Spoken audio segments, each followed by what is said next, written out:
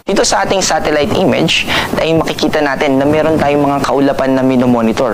Ang nakakaapekto pa rin sa ating bansa ay yung easterlies. Itong easterlies ay yung hangin, mainit na hangin dahil nasa equatorial region tayo na galing sa Pacific Ocean.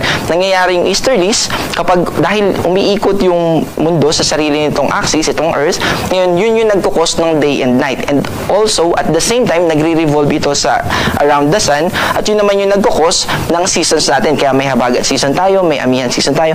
Ngayon, yung pag-ikot nitong Earth sa sarili niyang axis, habang umiikot siya, yung atmosphere natin ay hindi naman nakadikit sa lupa, kaya sumusunod yung atmosphere natin. Ibig sabihin, may hangin na consistent na nanggagaling sa east at yun yung easterlies. And then, tinatawag din ito na trade winds dahil ginagamit ito dati nung mga maglalayag sa kanilang pagte-trade sa isang kontinente sa isa pa para matulungan sila na mas mapabilis yung kanilang paglalayag nung mga unang panahon pa.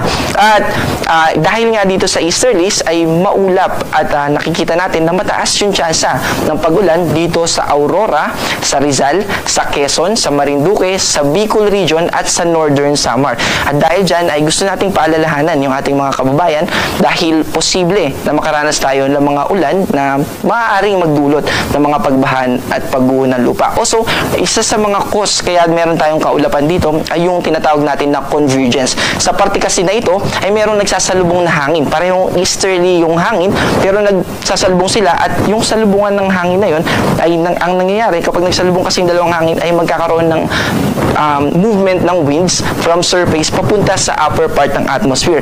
At yun din yung nagko-contribute kaya nagkakaroon tayo ng mga cloud formation katulad nitong minomonitor natin sa kasalukuyan.